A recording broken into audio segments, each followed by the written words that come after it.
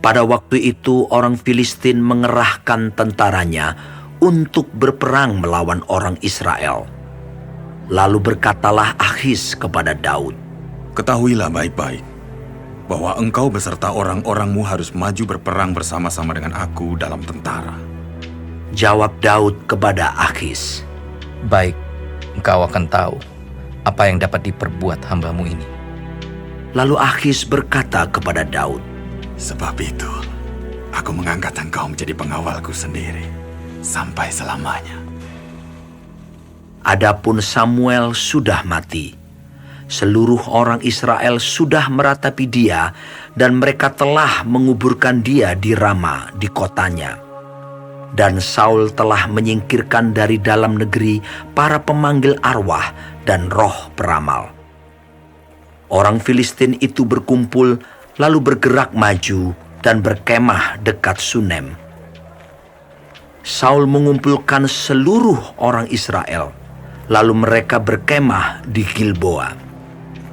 Ketika Saul melihat tentara Filistin itu, maka takutlah ia dan hatinya sangat gemetar. Dan Saul bertanya kepada Tuhan, tetapi Tuhan tidak menjawab dia, baik dengan mimpi, baik dengan Urim, baik dengan perantaraan para nabi. Lalu berkatalah Saul kepada para pegawainya, "Carilah bagiku seorang perempuan yang sanggup memanggil arwah. Maka aku hendak pergi kepadanya dan meminta petunjuk kepadanya." Para pegawainya menjawab dia. Di Endor ada seorang perempuan yang sanggup memanggil arwah. Lalu menyamarlah Saul, ia mengenakan pakaian lain, dan pergilah ia dengan 2 orang. Ketika mereka pada waktu malam sampai kepada perempuan itu, berkatalah Saul, "Cobalah engkau menenung bagiku dengan perantaraan arwah, dan panggillah supaya muncul kepadaku orang yang akan kusebut kepadamu." Tetapi perempuan itu menjawabnya, Tentu engkau mengetahui apa yang diperbuat Saul, bahwa ia telah melenyapkan dari dalam negeri para pemanggil arwah dan roh peramal. Mengapa engkau memasang jera terhadap nyawaku untuk membunuh aku?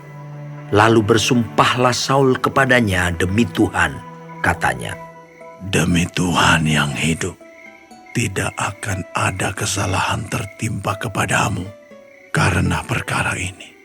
Sesudah itu bertanyalah perempuan itu, Siapakah yang harus kupanggil supaya muncul kepadamu? Jawabnya, "Panggillah Samuel supaya muncul kepadaku." ketika perempuan itu melihat Samuel, berteriaklah ia dengan suara nyaring. Lalu perempuan itu berkata kepada Saul demikian, Mengapa engkau menipu aku? Engkau sendirilah Saul. Maka berbicaralah raja kepadanya. "Janganlah takut. Tetapi apakah yang kau lihat?" Perempuan itu menjawab Saul, Aku melihat sesuatu yang ilahi muncul dari dalam bumi. Kemudian bertanyalah ia kepada perempuan itu. "Bagaimana rupanya?" Jawabnya, Ada seorang tua muncul berselubungkan jubah. Maka tahulah Saul bahwa itulah Samuel. Lalu berlututlah ia dengan mukanya sampai ke tanah dan sujud menyembah. Sesudah itu berbicaralah Samuel kepada Saul. "Mengapa engkau mengganggu aku dengan memanggil aku muncul?" Kata Saul, "Aku sangat dalam keadaan terjepit. Orang Filistin berperang melawan aku, dan Allah telah undur daripadaku. Ia tidak menjawab aku lagi, baik dengan perantara nabi maupun dengan mimpi. Sebab itu aku memanggil engkau, supaya engkau memberitahukan kepadaku apa yang harus kuperbuat." Lalu berbicaralah Samuel. Mengapa engkau bertanya kepadaku? Padahal Tuhan telah undur daripadamu dan telah menjadi musuhmu.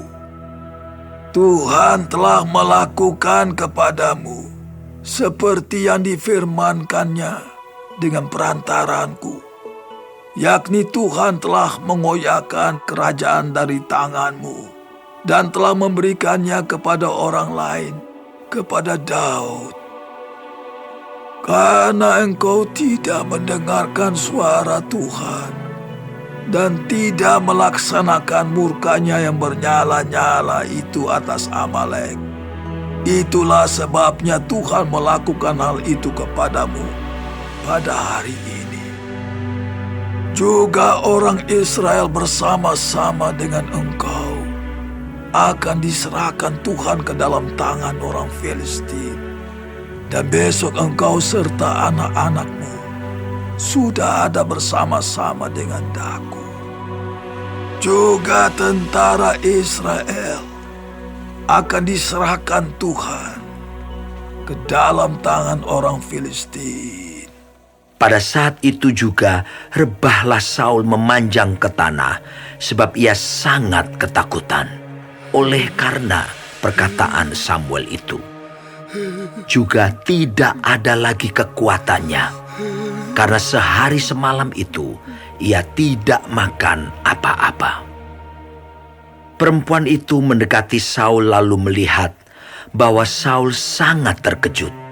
Kemudian berkatalah perempuan itu kepadanya, Lihat, budakmu ini telah mendengarkan permintaanmu.